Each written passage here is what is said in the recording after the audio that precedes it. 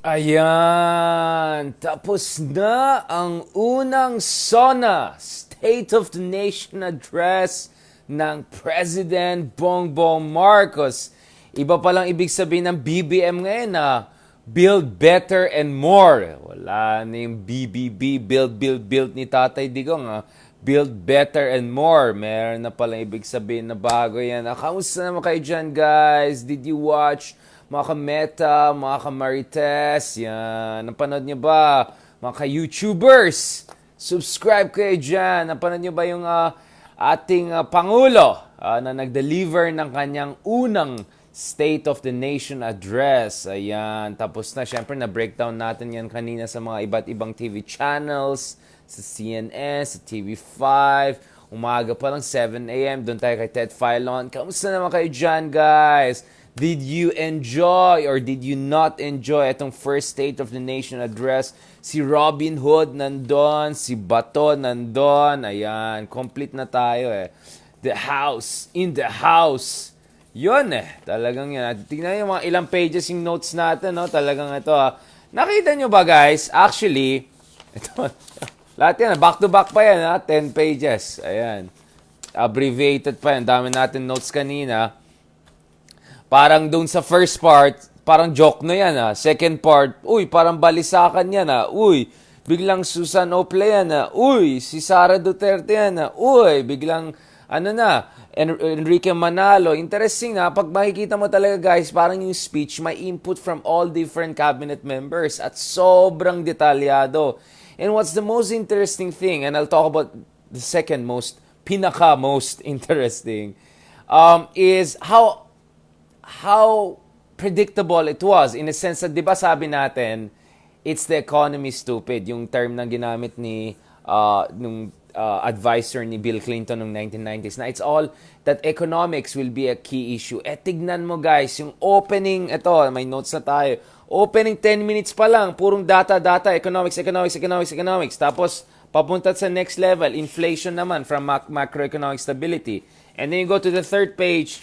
Ito na naman. Agrarian reform naman. Grabe, no? So, yung opening pa lang niya, first 30 minutes or so, more than a third of the speech was just on the issue of economics. That's how important the issue of economics is to this president. And then, nagta-transition na siya sa ibang issues, no? Now, pag-usapan natin analyze natin itong speech na to because this is not just a speech. This is a statement of the vision of the president for the next 6 years. Sabi nga natin, dalawang Sona ang pinakamalaga. Yung unang Sona at yung mahuling Sona. Yung huling Sona, dyan pinag-usapan guys yung legacy ng isang presidente. Dyan siya pwede mag-flex ng kanyang triceps. Parang sasabihin niya, ito yung mga achievements natin, ito yung mga nagawa natin, ito yung natapos natin, at ito ang gusto kong ito yung ipapamana ko sa susunod na administration at sana ayusin nila. Pero sa first Sona guys, dito natin makikita anong gusto mangyari ng isang presidente. Kasi may oras meron kang oras, marami kang oras. In fact, parang nilaglag ni kanina si Sir Zubiri, Senate President natin, inamin niya doon sa isang interview, 4 hours yung initial plan ni President Marcos. 4 hours ang gusto niya maging speech niya. Naku po, sinabihan siya, Sir, baka 4 hours, tulugan na kayo nito, di ba? Lalong-lalo na ito si si President Bongbong Marcos, hindi naman siya nagpapatawa na tatay style. Si tatay minsan 2 hours, medyo all over the place, pero nagpapatawa, ang daming adlibs. So minsan nakakatuwa, so you keep your attention. Although kay tatay di ko minsan parang after 15 minutes Anyway, tapos na tayo diyan. Dito na tayo. So na-convince po si Pangulong Marcos na to keep it within an hour and a half or so. And that's exactly what happened. Siguro 1 hour and 17 minutes or something like that. 20 minutes na nakita ko sa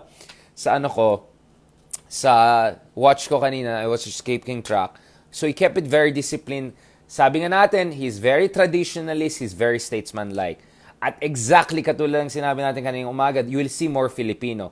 So pansin niya, dun sa first part, I would say the first 15 to 20 minutes, talagang Englishero na pang-international na this will be our macroeconomic stability approach. We want fiscal responsibility. We want to make sure that our economic targets for the next 5 years. Parang ganun ang dating daw. So clearly, parang sinasabi niya sa mga investors, sa international partners na gamay kong issue na ito. Alam kong sinasabi ko dito at huwag kayo mag-alala, meron tayong plano. So, may projection siya itong mangyari dito sa ating debt levels. So we will hope to achieve by 2025 below 60% debt to GDP ratio. Ang hope natin as far as inflation is concerned, within the next 2 years we can keep it within the range of 2 to 4%.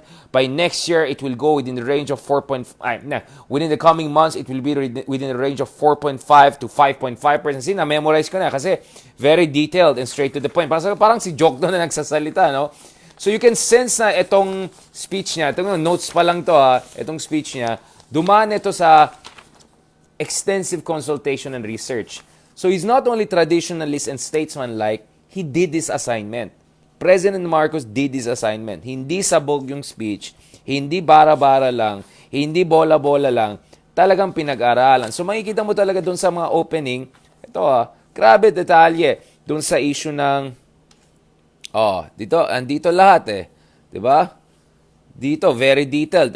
Gumamit pa siya ng mga term na high multiplier effect. Of course, i-explain ko sa inyo guys ano yung multiplier effect. So, I mean, in a simple way, kunyari, kung ako ibumili sa sari-sari store mo ng 10 pesos, yung 10 pesos mo yan, kukunin mo yung 8 pesos yan, bibili ka ng isang bagay. Yung 8 pesos na yun, kukunin yung next. So, magkakaroon ng multiplier effect, may cascade effect eh. So, my expenditure creates multiple cascade effects. But, so may mga ganun siya eh. So, ito yung targets niya. By 2028, single-digit poverty rate. 9% I think is termed. 2024, we have to be an upper middle income country.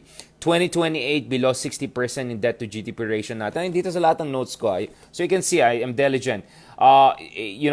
Yung emphasis niya sa digital economy, new sectors for economic growth. Ayan, nakikita natin talaga dito guys. At saka yung emphasis on making yung ating batas more friendly sa mga foreign investors. Nakita din natin dito sa inflation. You see the numbers you see here guys? Ito So tama yung sinabi ko. Within the range of 4.5 to 5.5% within the next 6 months or so. By next year, hopefully keep it just below 5%. And then by 2024, we can keep it within the range of 2 to 4%. Tama, di ba? So ito and then of course, yung transition is agriculture, etc. Now, so that part was very, very predictable, no? And execution was quite efficient. Now, going back to this, before I go more into the details to the issue that we discussed, itong pinaka-interesting sa speech niya, no? Napaka-comprehensive, stick to the script, detalyado, assignment done, etc. Guys, what was most fascinating to me about the speech is what was not said. What was not said. Alright? Guess what? Something very big na in-expect natin na may statement. So kanina guys, may update tayo dyan. I-connect ko yan. Makikita niyo yung connections shortly guys So sa Senado, dalawa lang yung minority natin. Tapos dun sa dalawa, si Risa hindi pa rin naging leader. So parang a former DDS Duterte supporter pa yung minority leader. Okay. Kongreso, alam na natin ng kalakaran dyan. So Marcos is coming in with super majority support and 6 years ahead of him and close to 60% support pagdating sa election. So he comes in very strong in terms of political capital. And yet, he did not mention charter change, federalism at all. As far as I know, there was barely any discussion of federalism and charter change. Very interesting. Very interesting. Dahil kung gusto mong maging diktador, or kung may plano kang malaki na gusto mong baguhin ang saligang batas, this is your chance. This is your chance. Honeymoon time, super majority, ang laki ng mandato mo, third highest by percentage-wise, highest by sheer numbers. 31 million bumoto, close to 60%. No? So he has everything going for him. Dalawa lang yung minority sa Senate. And yet, he did not push for federalism. And yet, he didn't push for charter change. Right? That's one big thing that he didn't talk about. Perhaps one of the biggest things that I was expecting something to be said about it, but nothing was said. Interesting. Considering andun si Robin Hood, hoping na something will be said about that so that he can use that as a rallying cry once he takes over the Committee on Constitutional Amendments. And then here, we also see continuity with the inauguration speech. In the inauguration speech, sabi ko nga kanina dun sa interview namin sa CNN Philippines, kunin mo yung speech ni Bongbong Marcos, copy-paste mo, lagay mo sa PDF, no? Lagay mo search. Or dyan sa Word mismo, lagay mo, kasi mas efficient yung sa PDF, guys. Lagay mo yan sa PDF, lagay mo search. Key in the words, human rights, karapatan pang tao. Halos walang lalabas, I think 0. I-input mo dyan, corruption, halos walang lalabas, 0. Lagay mo, justisya, halos walang lalabas. So, the omissions that I saw in the inauguration speech are also here, more or less.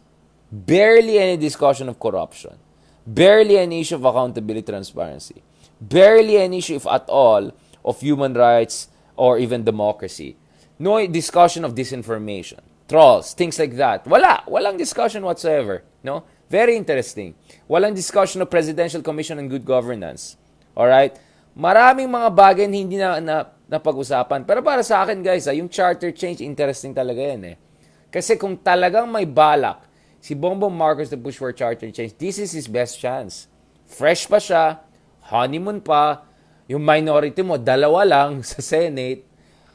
So you might be able to get the 3/4 that you need in both houses, no? Both houses, not combined.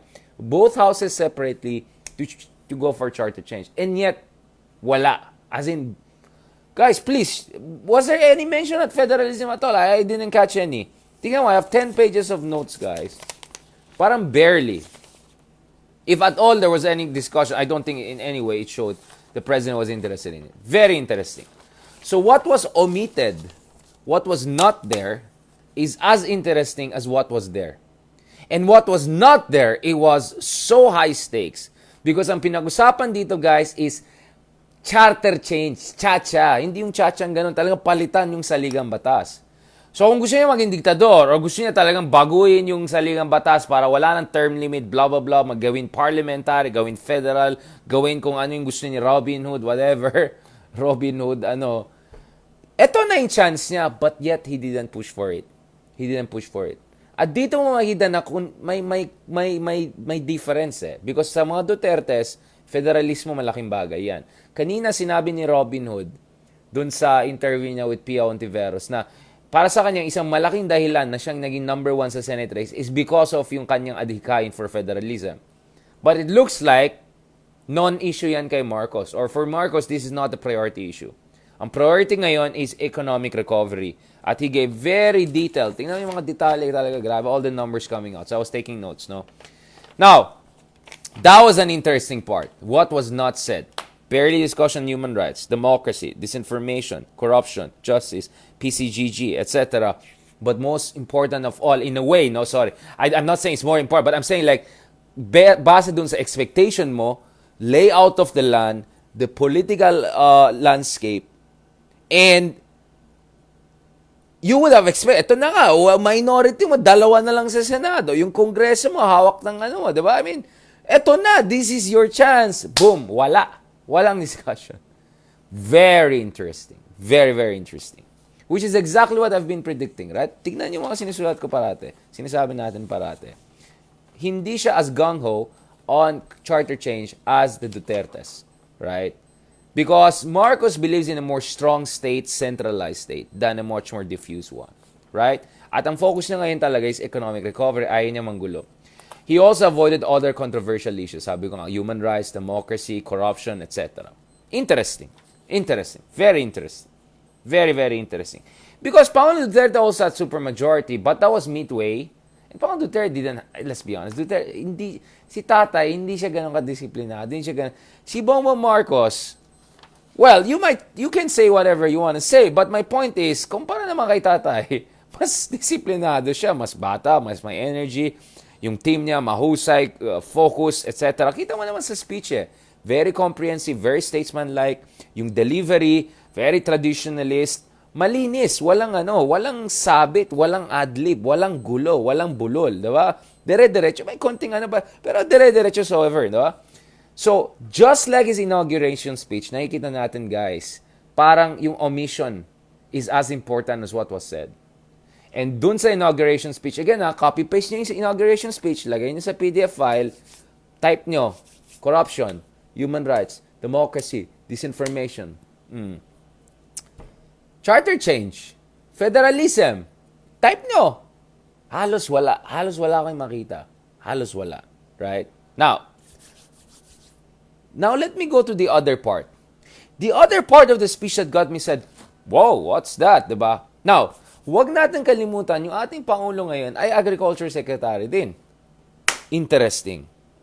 So, yung pa-transition na siya dito sa agriculture, ito yung notes natin, pa-transition na siya dito sa agriculture, so okay, expect na yan yung modernization of the agricultural production process, making sure na more climate change resilient yung agricultural process, enhancement of yields, yung feed to farm, the whole supply chain, value chain, production network, given na yan. Pero guys, yung interesting is, nung napunta yung usapan sa agrarian reform, aba, bigla progressive na, next level. So, diniscuss yung RA 1169 doon sa Bayanihan at RA 6657, Section 26. So, dito, biglang ang pumasok, guys, ang issue ng debt forgiveness. Yung cancellation ng utang ng mga magsasaka. At ito pa, as if that were not enough, he pushed for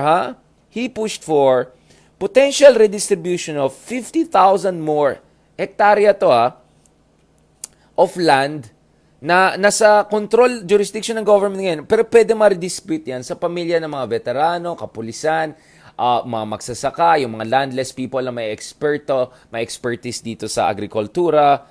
And then, so hindi lang siya nagpa-debt forgiveness dun sa amortization, etc. Ito base sa RA 6657, Section 26, at saka in consonance also with RA 1169 sa Bayanihan. Hindi lang mga debt forgiveness, right?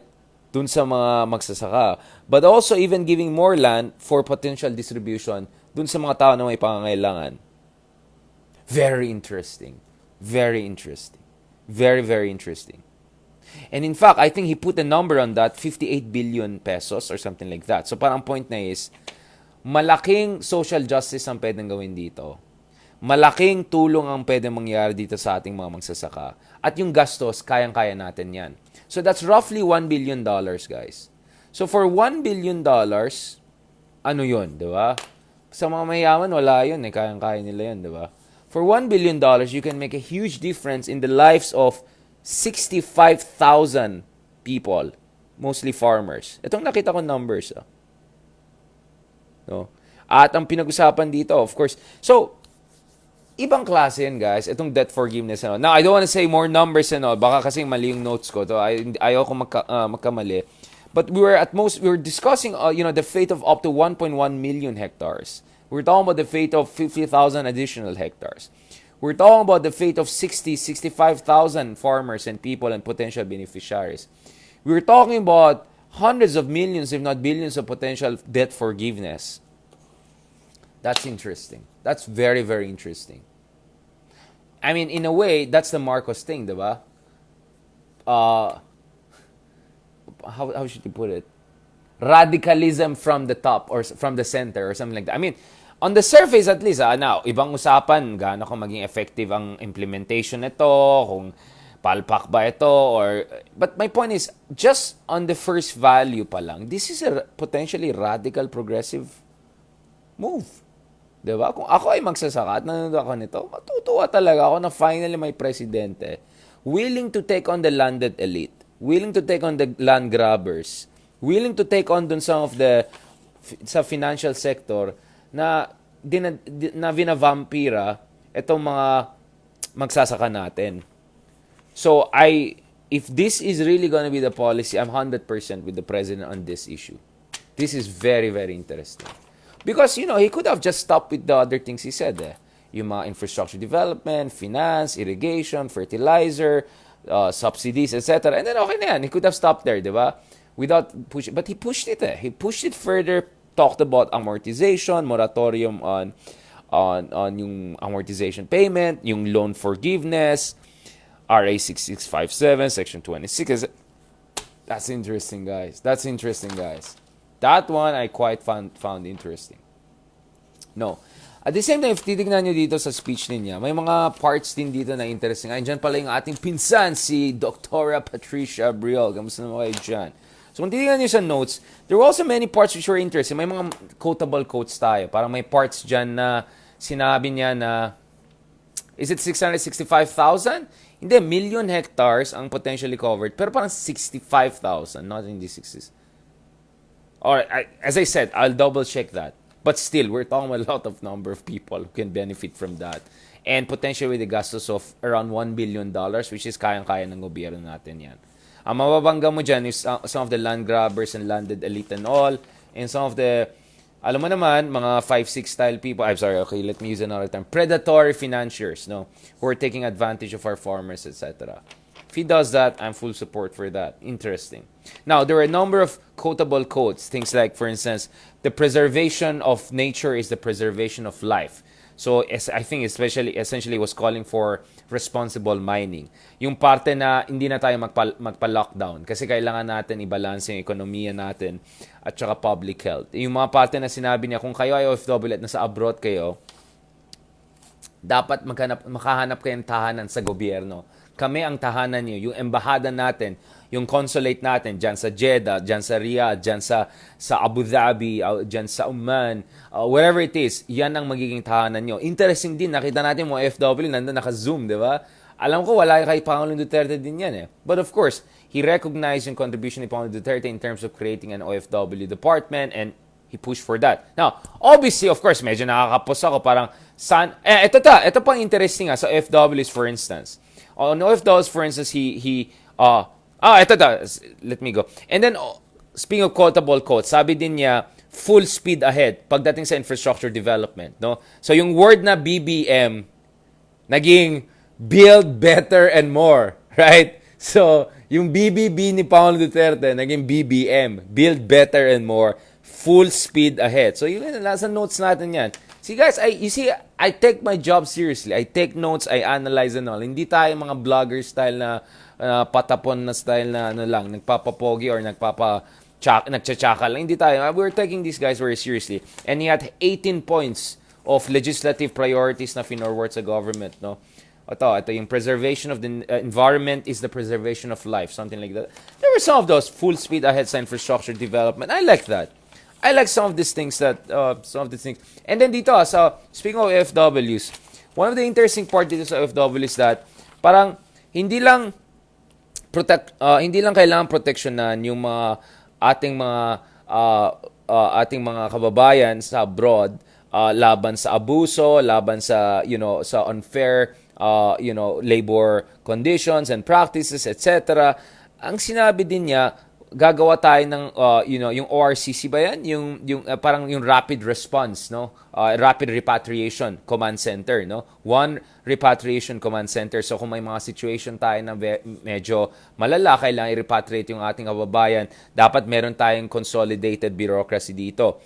Also pushing for bilateral labor agreements with Saudi Arabia para maituloy natin ganito. Tapos interesting dito guys, interesting dito yung discussion niya ng financial literacy, mental health assistance, other forms of assistance for dun sa mga kapamilya ng mga OFWs.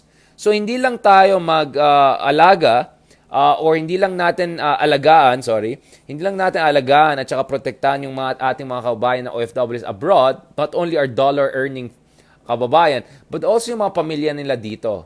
Kasi yun nga kaya nga dito sabi ko medyo kapos, sana pinush pa yung analysis. Kasi one thing I want to hear from any Filipino president, I don't care who you are, is this: dapat may polisiya tayo kung saan hindi na kailangan mag-abroad ang mga kababayan natin para lang maghanap ng matinong trabaho.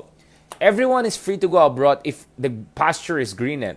But yung nag-abroad ka lang dahil desperado ka, dahil wala talagang matinong trabaho dito, ibang usapan yan I want migration based on choice rather than desperation.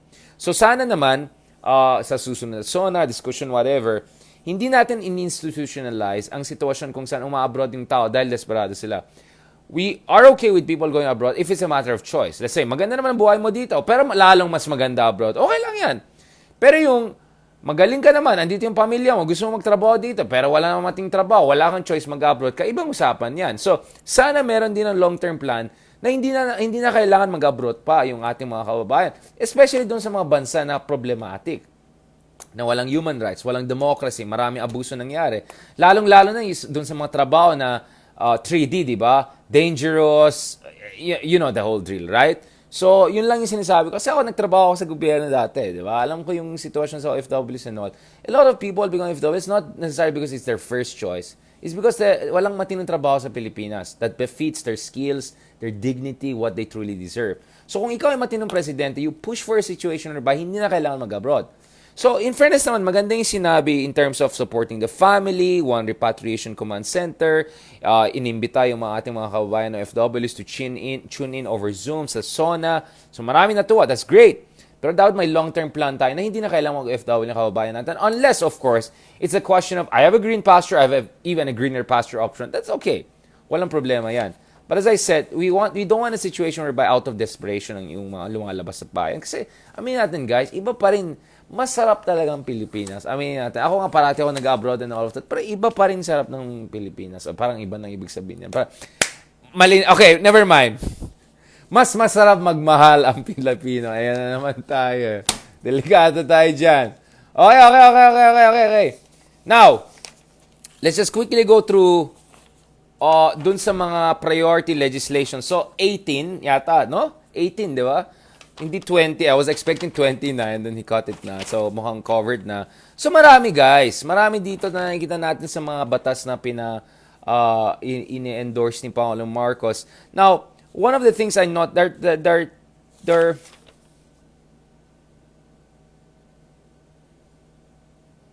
okay, aside from ROTC, so, tuwan-tuwa si Bato. Si Bato de la Rosa, tuwan-tuwa si Bato doon sa ROTC. So I can actually put the 18 legislative priorities ni Pangulong Marcos into 3 categories, right? One category is essentially streamlining governance, right-sizing bureaucracy, e-governance, digitalizing government transactions, tax processing, data, etc. So one is on high-tech, digitalized, streamlined, lean and mean bureaucracy. Let's just put it that way. Lean and mean and high-tech bureaucracy. Okay, good ako dyan. Right? So yung mga public administration expert, nako, marami kayong mga projects yan mamaya. Yaman ng mga iba dyan. Ayan. Pangalawa, new areas for taxation and konektado dyan, yung also protection of consumer interest and all. Okay, dito tayo doon sa streamlining, kasama din dito yung BOT, no, Build, Operate, Transfer Schemes, etc. Kasi there'll be more PPP sa mga projects ni Marcos. Kasi ganito Aquino, more PPP. Duterte, more ODA, Official Development Assistance, tulong sa abroad. Yung China naman, wala naman dumating. Ang gusto ni Marcos ay combine. Pero kung combine mo, ayusin mo yan para walang corruption, walang kababalakan, at saka efficiente, diba? Epektibo, no? Now, so the one is about lean and mean bureaucracy, digitalized, high-tech, etc. The second part is about taxation. So, especially taxation on online transactions, no? Digital economy, right? So, yun. Internet Transaction Act, diba? Yung mga, for instance, yung mga ganyan. Kasi ang lumaki ng digital economy, diba? Ang laki ang kita ng mga kumpanya ng mga online na yan, diba? So, baka yan, may new areas for taxation and revenue generation, no? And then the third area is really strengthening regulatory and capacity building arm of the state. So on one hand, meron kang amendment of EPIRA. So ito ay ukol sa electricity, etc. So regulation of our energy sector. Meron din dito yung incentive system for the natural gas industry para ma-enhance yung ating domestic energy production capacity. So may mga ganon. So I could put them essentially. And then there's also financial assistance to strategic industries and MSMEs, no? Now, I can go on and on. Ang dami kong notes dito. Siguro bukas we can talk about other things. Especially itong education, no? We can discuss these other things. generic drugs. Yeah, so there are other things we can discuss. But let me try to end on this one. Sorry, medyo sabaw na ako. Kanina umaga pa tayo, 6 a.m. eh. May 10 p.m. pa na naman ako, power nap na lang ako ng konti. Balikan natin itong issue na ito. So,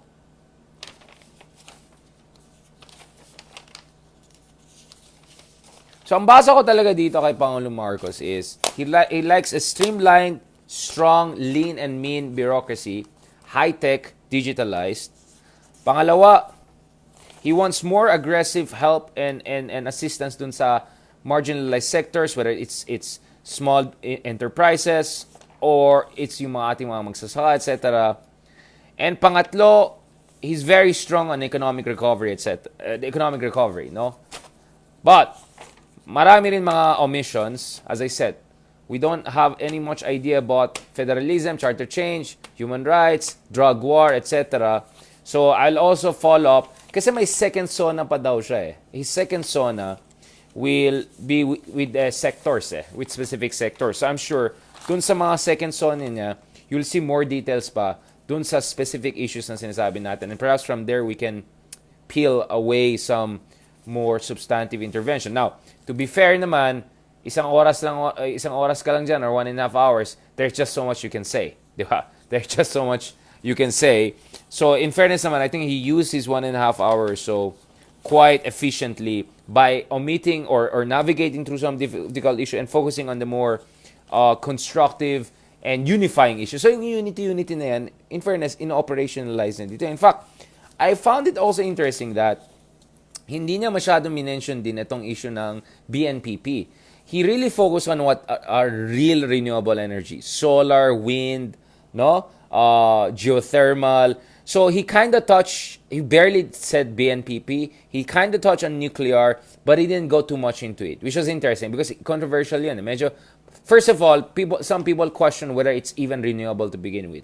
Second, there are a lot of safety, security concerns. Third, there's some serious issues also with yung BNPP in particular, in fault lines, the safety and all. So he rightly focused on solar energy, a lot of solar energy and windmills. So that's interesting and all.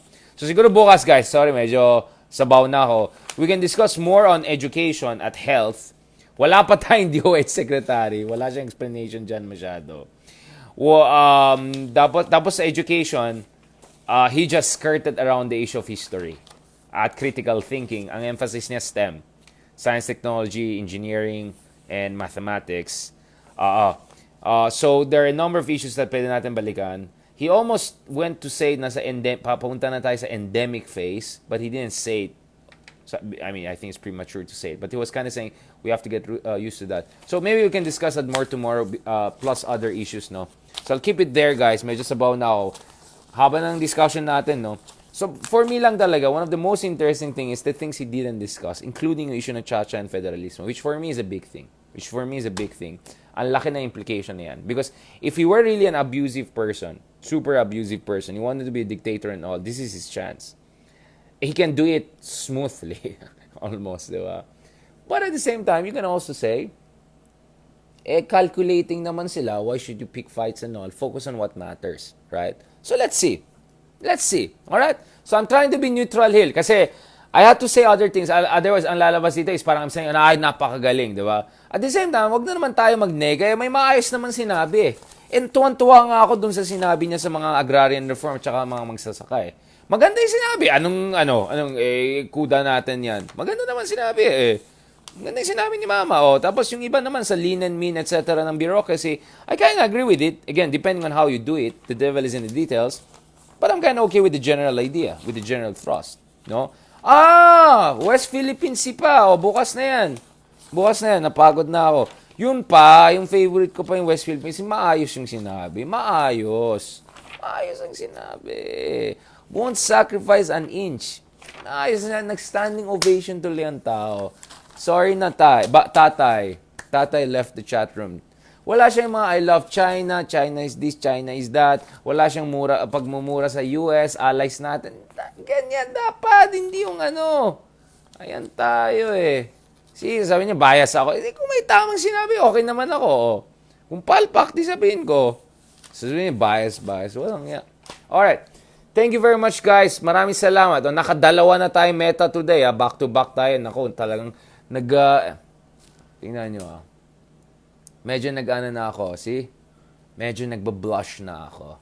Medyo nagpipinkish na ako. Sabi naman nila bias ako. See? That means medyo pagod tayo. Ubus na yung laway natin. Ubus laway.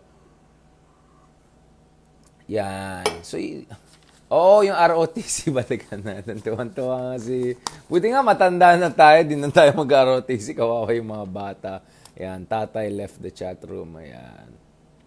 Tsaka guys, yung DOH, malaking issue yan. Pwede natin pag-usapan bukas kasi yung Farmali, yung mga doon sa PhilHealth, nako po, ang daming issue dyan na pwede natin pag-usapan.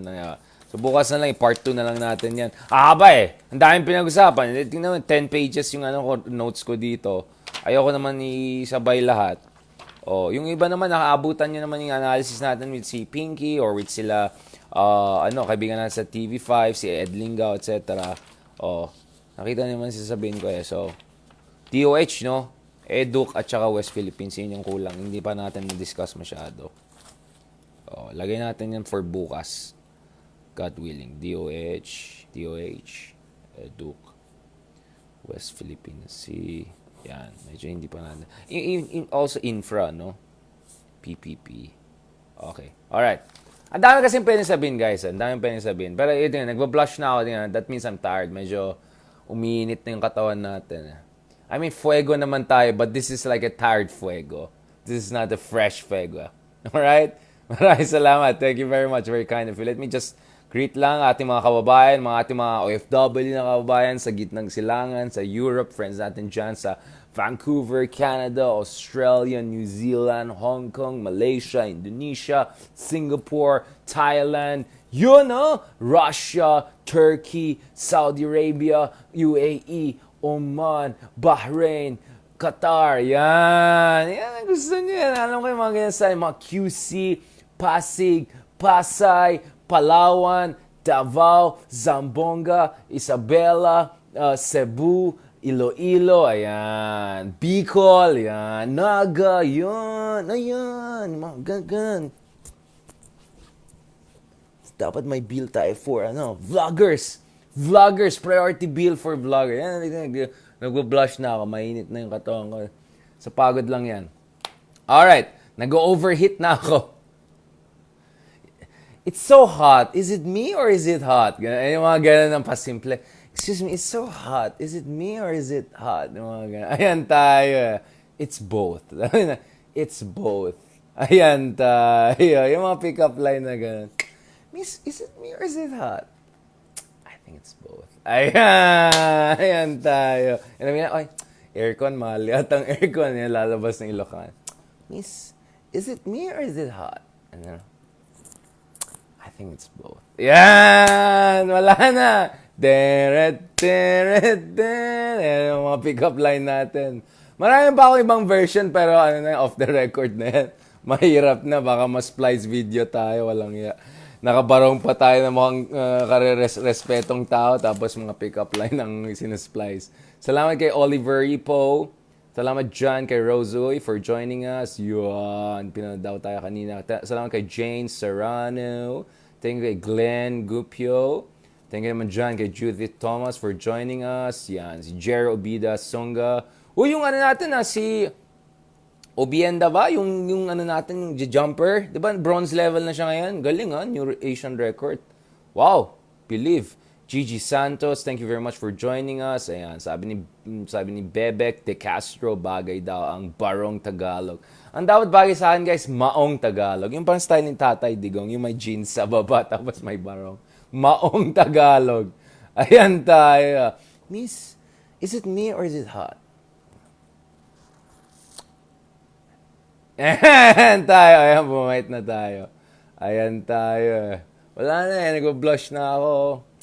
Lumalabas naman yung pagkatisay natin. Tapos naman, magagalit na naman yung mga man-child trolls natin. Okay, thank you kay Mark Joseph. Ayan, si Mark Joseph, supporter natin yan. Yun, no? Ayan, salamat dyan kay Felicity, Jerona, Echaz? Is that, Yan, joining us from Talisay City, Negros Occidental. Talagang Happy tayo pag alam natin, yung mga supporters natin, kametan natin, Luzon, Visayas, Mindanao, Palawan, Vancouver, Meta, yan tayo dyan. Kaantman, yan. Ayan tayo. Mga ka-unit team. Uy, tuwan-tuwa yung mga ka-unity team sa akin, ha. Walang ya. Ayan naman tayo dyan. Salamat dyan kay Judith, Grospe Thomas, yung mga BTS natin yan, ka-BTS. Thank you dyan kay... Yan, si Ma'am Fanny San Miguel, supporter natin dyan. Lam na dis, sabi ni Glenn. Ay, hindi na siya team late. Team live na. Edwin Zamora. Na-notify kayo? Ngayon ang live tayo? Na-notify na ba kayo? Kasi may problema tong notify. Today, at least ngayon medyo naka 2,000 na tayo live. Pero umabot tayo dati for 5,000 eh. So, talagang may notification issue din to. I'm not just saying na everyday naman. Pero, yun lang. Tatay Times. Ayan na naman. Hoy, umayos kayo, mabait kayo. Umabot din, sabi ni Brad Pitt. Yan. Thank you kay Jen Aquino. Thank you, Jan Ramelb. Thank you naman, John. Si ano yan, di ba? Si Rufa May Quinto ba yan? Kasi naman kayo dyan. Thank you kay Ophelia Akupan. Of course naman. Maintindihan. Ako nga, naiintindihan ko eh. Ayan tayo eh. Ayan tayo. Salamat naman dyan. Mainit din palang barong bigla. Alam mo, napansin ko, buti nga may shirt ako matino. Others, lalabas yung chest hair ko. Di masyadong fuego na yan. Hindi pala pwede barong pag masyado kang fuego, yung lalabas na yung mga chest hair mo. Ayan na. Iba nang nangyari. Maong Tagalog na. Thank you kay Darlo Dries. Mga moves ka dyan. Ano sabi ni Robin Hood? Bumili siya sa One Simos? Ayan tayo eh. One Simos sa Mega Mall. Ayaw ka na mag-comment. No comment. Baka naman, One Simos nga. Ayan tayo eh. Ayaw ka na mag-comment. Basta si Bato masaya kasi may RTC siya. Ay, hindi siya yung bata. Yung mga bata. Thank you kay Ma'am Fanny. Yun, no? Uy, di kayo nagbibigay ng star masyado ngayon porkit yung topic, Yan, salamat kay Sir Noe. Yan, supporter din natin yan. Speaking of which, meron tayong Starbucks kanina, pero wala eh. Malamig na pagdating sa akin. Thank you kay Zaki, Sofia, very kind of your support. Basta bukas guys, balikan ko itong issue ng... Yeah, may 3 pa tayong DOH pa. Mamarites pa ako eh, yung mga candidate dyan. Di ba bubukas siya ng CDC, CDS, yun, parang version natin ng CDC. Yun na lang daw ibibigay dun sa isa na 3 years ago pa gusto maging DOH. Kilala niya yun naman sa Twitter parati na, we got this under control, dami irita dun. Ba't yung mga doctor friends ko irita dun? Operator daw eh. Ayan tayo eh. Yan, cousin natin si Patricia. Yun, no? Ba't parang common team star mo? Sabi ka na, joke lang, cousin. Hindi, bakit? Your topic is very interesting, thank you. Guys, talagang pinaghirapan ko, 10 pages in notes natin, kasi talagang swerte ni Bongbong, no? Yung mga katulad kong nag-analyze sa kanya, yan tayo eh. Matatroll na naman ako eh. Alam mo yung parang nilagay mo yung Ferrari dun sa road na, and then, hindi na ako magsalita. No offense. Just joking. Basta made in Malacanang. Yun ang tema. Ay nako, malapit ang made in Malacanang. Ayan. Si Naomi Tablare. Thank you very much daw. We're honored that we can learn so much from you. Appreciate it all. Very kind of you. Thank you very much. Yan. Haydarian Academy tayo. Kailangan ko na mag-startup company. Para meron tayong mga meta startup. Talo na sa akin yung mga angkas na yan. Mga grab na yan. Diba? Full service tayo. Thank you kay Saway, Terra DG Saway. Thank you very much for your support. Yan, si Ma'am Jocelyn. Basta Ma'am Jocelyn, may rubber shoes na yata ako. Ayan tayo eh. Thank you po. Salamat. Uy, wag kayong ganun guys. Nakakaya naman. Super kind na kayo sa akin. Nakakaya. Lisa Villalon. Salamat po for your support.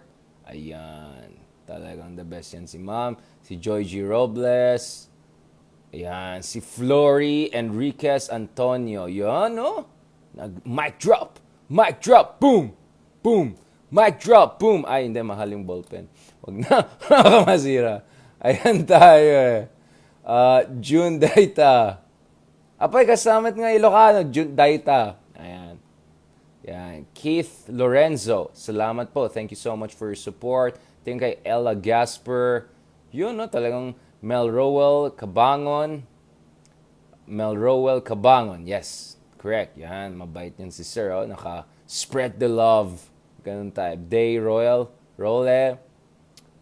Lab Prof. Ay, hindi. Si Day Role nag-lab. Thank you so much. I appreciate it. Parang bagay natin ng, SM na barong. Ayan tayo. Kala niya, is it me or is it hot?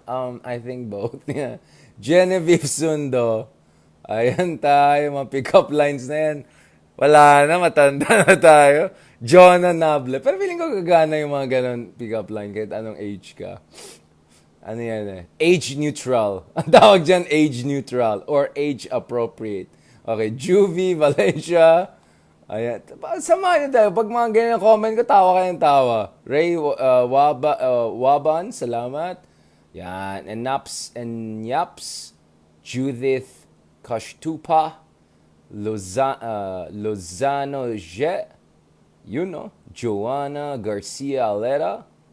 Yan si Ma'am Mitch. Kanina umaga pa talagang mga loyal customer. Mic drop. Boom. Booyaka siya. Yan. Supporters natin dyan. Ay, upload ko pala pa ito sa Spotify. Please follow also my Spotify, guys. Tsaka pa supporting Spotify natin. Mag-start naman kayo dyan para maganaan ako mag-upload. Wala naman akong kinikita dyan. Yan naman tayo. Wala. As in, kahit 5, wala. Kahit isang Unity Bitcoin, wala. Gawa ka ng Bitcoin, Unity Bitcoin. Ayan tayo. Ayan, support nyo naman guys podcast natin, Richard ng podcast. Paki-support bigyan nyo ng star yan Ayan, hanapin ko kayo. Ayan, thank you so much kay Rizani, Helen Aguinilio-Tan. Salamat din kay Jing Katimpo. Yun Salamat kay Al Savi, Jonah Nable. Yan. Basta guys, itong pansin nyo dun sa speech talaga ni Marcos. I don't know, man. I mean, it's not only statesman-like. It looks like he's a state builder, or he wants to be. Again, as I said, I'm not vouching for anyone. Whether he succeeds or not, I don't know. There are many factors involved. But, at least he's signaling he wants to be a state builder guy. Gusto niya ayusin yung gobyerno, ayusin yung bureaucracia. Do the basics. Just do the basics, no? At parati ko sinasabi, we don't need genius presidents. We don't need Tatay style na in 6 months maging Singapore. No, we just need a guy who understands the basics, who can work within the system and get things done. And after 6 years, medyo maayos-ayos na tayo. Yun lang. Nalulungkot lang ako na 2024 pa yung target natin to be upper middle income. Dapat 2019 pa natin nakamit yan Daming palpak nang nangyari, no? Hanggang 2024, hindi pa tayo nag-upper middle income. Napag-iwanan pa tayo. Dati, pwede na tayo mag-top 5 sa ASEAN. Ngayon, barely top 6 na tayo in per capita income, no? Mas mahirap na tayo sa Vietnam ngayon. Mas mahirap tayo sa Indonesia. Ano ba yan? Ay, nako. Okay, guys. Maraming salamat. Thank you rin kay Joffy Puno. So, please, continue to support us. Stars, support, comments, suggestions, questions, and also, please, support nyo dito yung podcast natin, Richard Guitar podcast, meta natin. Di ko ginawang meta podcast, baka makasuhan tayo ng Facebook, mahirap na. Alright? Please, kindly support it, watch it, and upload ko rin yung mga ibang discussion natin dito para mapakinggan nyo through your ears, not through your eyes. And ituloy natin yung discussion na to. I'm sure there are going to be more updates and things to discuss. But so far, for me, the biggest thing with the quite comprehensive, detailed, interesting, quite comprehensive, detailed, and statesman-like Sona was, ayan na, wala na, pagod na, was what was not said. That for me matters as much. The same way with the inauguration. There were things that were really not said. At kung ayaw na maniwala sa akin, as I said, copy-paste it from the website, put it on a PDF, and put in keywords and tell me how many human rights, democracy, corruption, federalism you see in his major speeches. And that, for me, my friend, says a lot about the priority of this president and the lay of the land for the years to come. Maraming salamat. Thank you very much. Muchas gracias. Hasta mañana. All right? Adios.